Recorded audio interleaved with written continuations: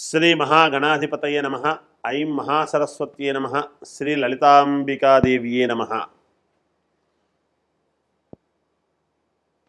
స్వస్తి శ్రీ పరాభవనామ సంవత్సర ఉగాది పండుగ పంచాంగ శ్రవణము అంటే మేము చేసేది పఠనం, మీరు వింటూ ఉండేటువంటిది శ్రవణం అని దీని యొక్క విధానం. ఈ ఉగాది పండుగ ఈసారి పరాభవ అనేటువంటి నామధేయంతో వస్తూ ఉన్నది.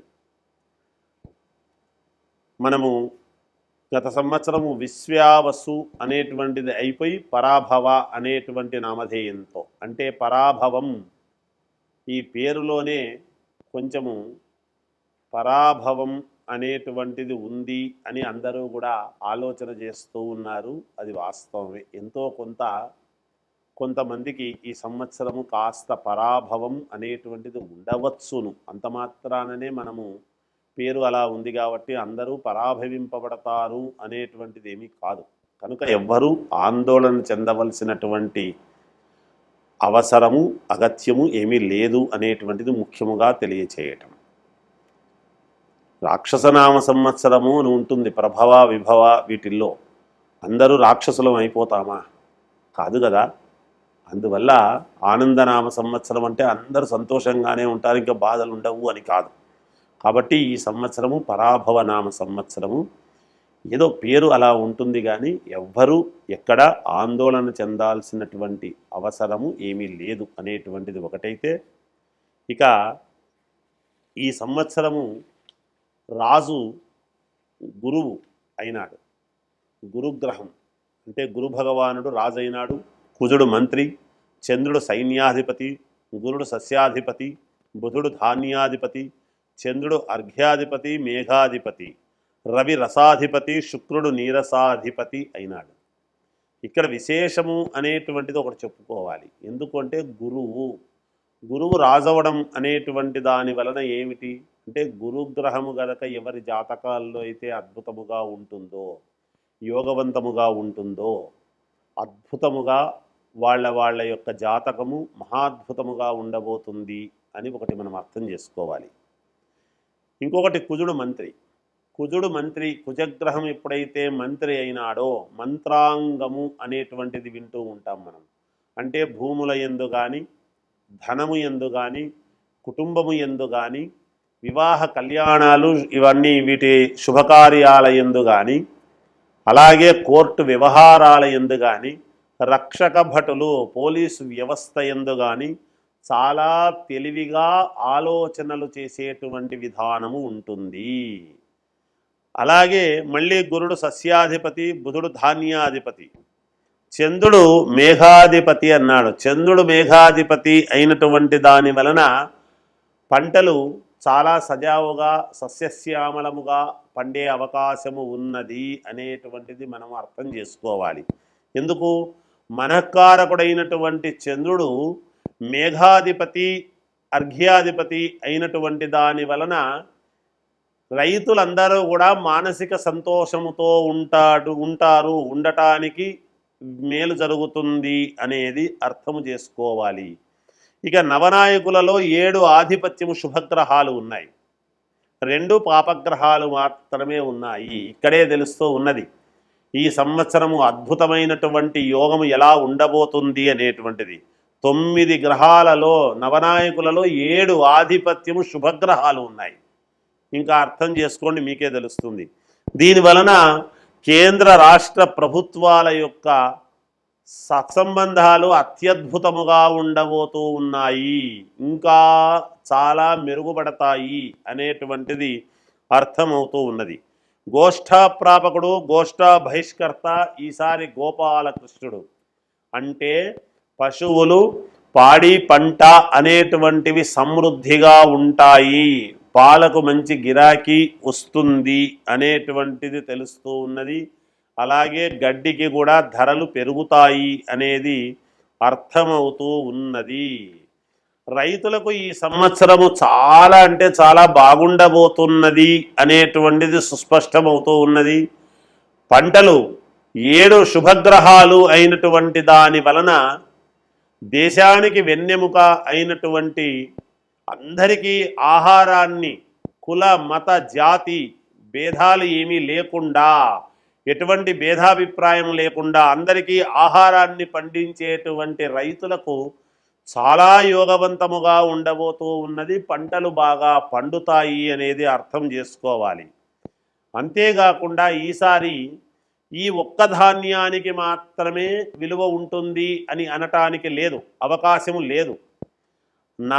సర్వధాన్యాలు పండే అవకాశము ఉన్నది.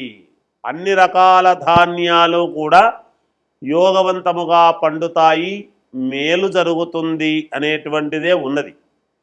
ఇక 12 జూలై 2026 నుండి 12 ఆగస్టు 2026 వరకు గురుమౌఢ్యమి, 15-10-2026 నుండి 25-10-2026 వరకు శుక్రమౌఢ్యమి అనేటువంటివి ఉన్నాయి.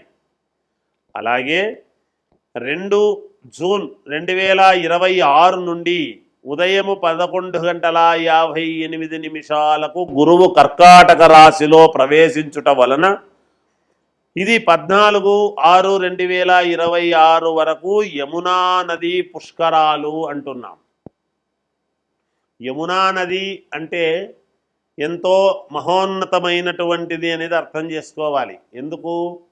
రాధాదేవి కృష్ణుడి కోసము యమునా నదీ తీరములో ఎదురు చూస్తూ ఉన్నది అనేటువంటిది.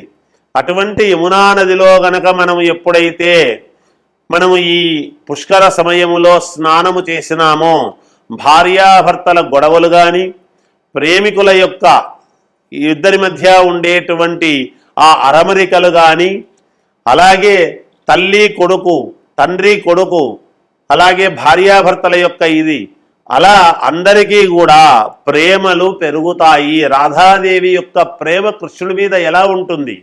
అది స్వచ్ఛమైనటువంటి ప్రేమ. రాధాకృష్ణుల యొక్క ప్రేమ అత్యద్భుతమైనటువంటి ప్రేమ. అటువంటి ప్రేమ అనేటువంటిది మూలమైనటువంటి ఒక పాట కూడా ఉన్నది.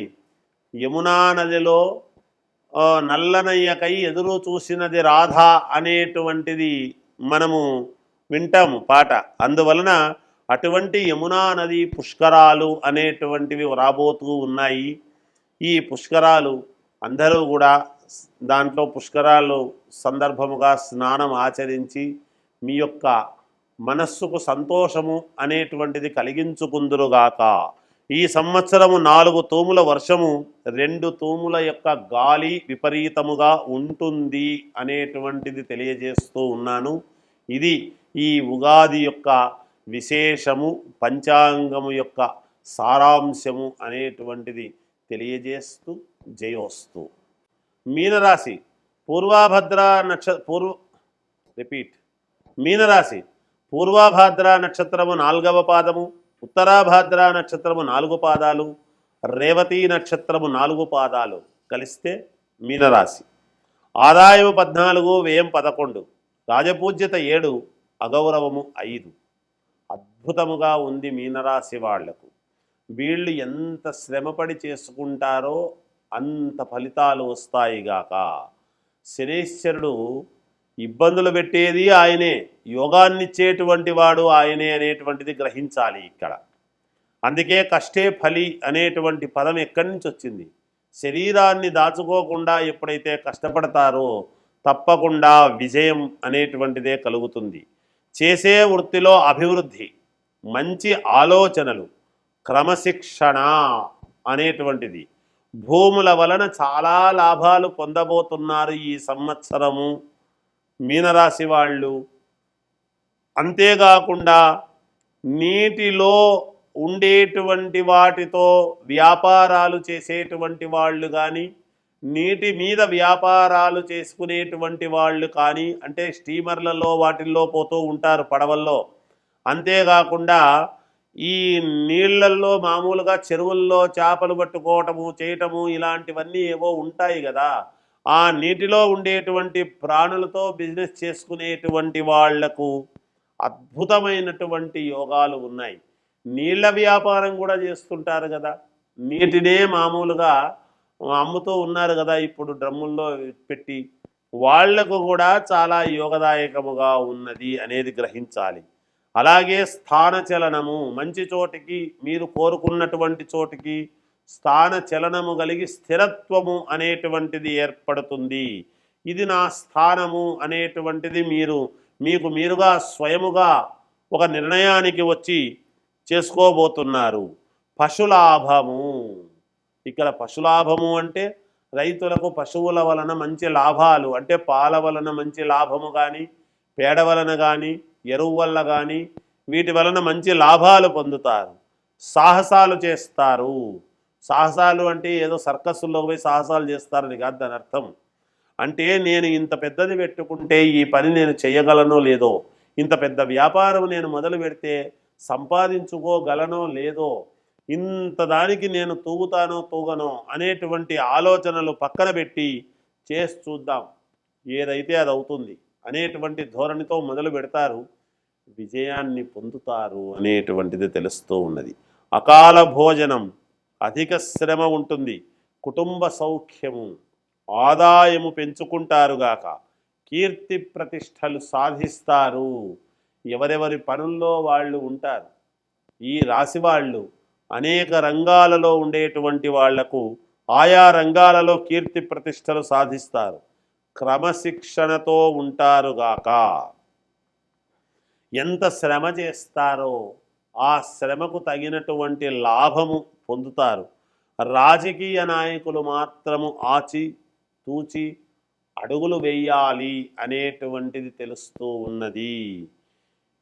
ఇంకా కొత్తగా ఉద్యోగాలు కావాలనుకునేటువంటి వాళ్ళు కానీ, లేదా ఏదైనా కోరికలు ఉండేటువంటి వాళ్ళు కానీ, వాళ్ళ కోరికలు నెరవేరాలి, మెరుగైనటువంటి ఫలితాలు కావాలి అని అనుకునేటువంటి వాళ్లకు లక్ష్మీ నరసింహస్వామిని ఆరాధించండి, తప్పకుండా మేలు జరుగుతుంది. విద్యార్థులకు చాలా అంటే చాలా అనుకూలవంతముగా ఉంటున్నది. ప్రతిదీ కూడా మీకు అనుకూలముగా మీరు మలుచుకునేటువంటి అవకాశము మీ చేతుల్లోనే ఉన్నది. ఎందుకంటే శ్రమ దేనికి నేను శ్రమ పడతాను, దేనికి పడను అనేటువంటి ఆలోచన మీరే చేస్తారు గాక. అలా చేసి ముందుకు వెళ్ళి విజయాలు సాధించేటువంటి ప్రయత్నాలు చేస్తారు అనేది తెలుస్తూ ఉన్నది.